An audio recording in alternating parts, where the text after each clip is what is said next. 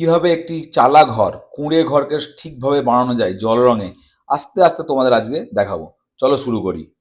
আমি কথা দিচ্ছি তোমাদের, এই ভিডিওটা তোমাদের সমস্ত রকম ওয়াটার কালারের প্রবলেমগুলো সলভ করবে, এবং এই উদ্দেশ্য নিয়ে আমি সবসময় ভিডিওগুলোকে বানাই।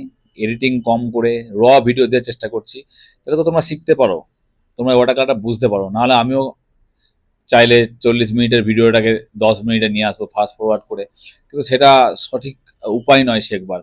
যেহেতু একটা চ্যানেল বানিয়েছি, মানুষ সেখানে শিখতে এসছে, সেখানে বেশি এডিটিং না করে আমার মনে হয় যদি ভিডিও দেওয়া যায় তাহলে তোমরা ভালো শিখতে পারবে। কোনো কিছুতে কনফিউজ হলে অবশ্যই আমায় বলবে যে দাদা এখানে বুঝতে পারলাম না, স্যার এটা পাচ্ছি না, আমি নিশ্চয়ই তার উপর নতুন ভিডিও বানাবো।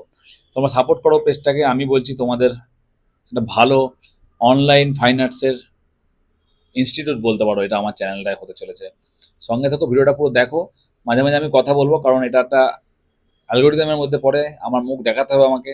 তো প্লিজ কোনো কিছু এডিট করো না, স্কিপ করো না, কেউ কেটে দেখো না, পুরোটা দেখো। তোমাদের ভালো, আমার শেখানোর ইন্টারেস্টটাও লাগবে। Thank you so much. দেখতে থাকো ভিডিওটা। প্রথমে মনে রেখো, এই সমস্ত এলিমেন্টগুলো ড্রয়িং করার সময় একটা বেস টোন তোমরা দেবে। ইয়েলো অকার কালারের মাটির ঘর যেহেতু, সেহেতু ইয়েলো অকার কালার দিয়ে আমরা বেস টোনটাকে দেব। তোমাদের কাছে যদি ইয়েলো অকার না থাকে, বার্ন নাম্বার কালার দিয়েও কিন্তু তোমরা করতে পারো।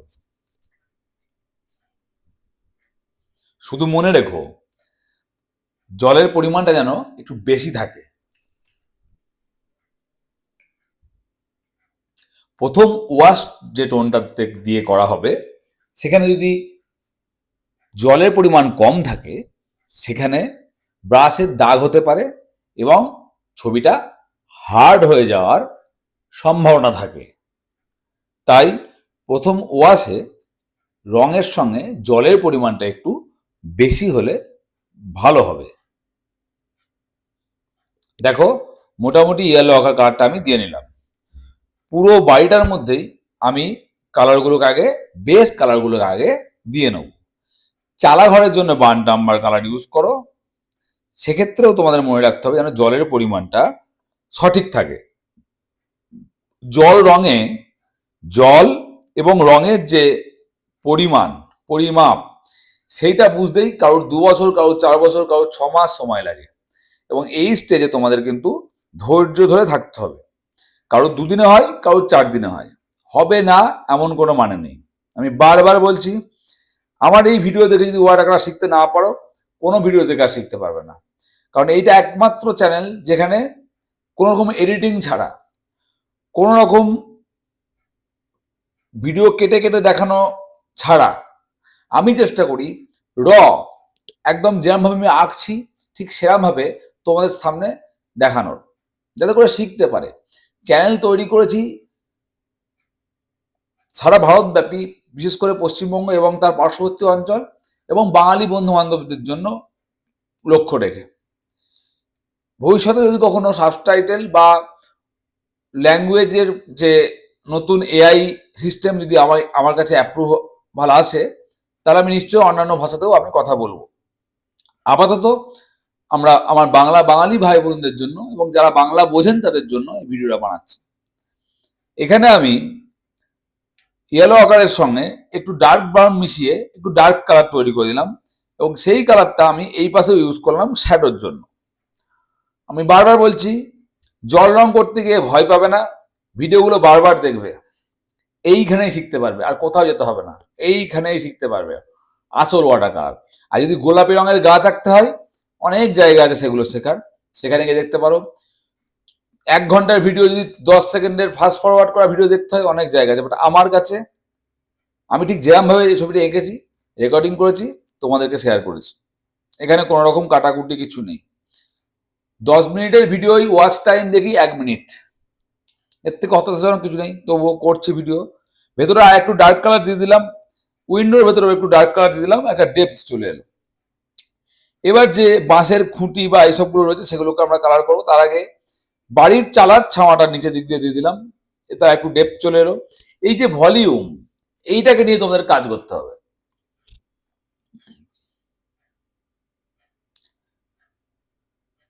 দেখো, বাঁশগুলো এখন সাদা ছাড়া আছে, আমরা একটু বাদে এগুলো কালার দেব। আস্তে আস্তে বাড়িটা তার সুন্দর একটা 3 ডাইমেনশনাল একটা ভিউ চলে এলো বাড়িটার মধ্যে। এখানে গাছপালার মধ্যে ছোট্ট একটু একটা দুটো ডট, ডার্ক গ্রিনের ডট দিলাম একটু ন্যাচারাল লাগার জন্য। Those are not necessary. এখন আমি বাড়িটাই মেন ফোকাস করছি, বাড়ি কি করে তোমরা সুন্দরভাবে বানাবে।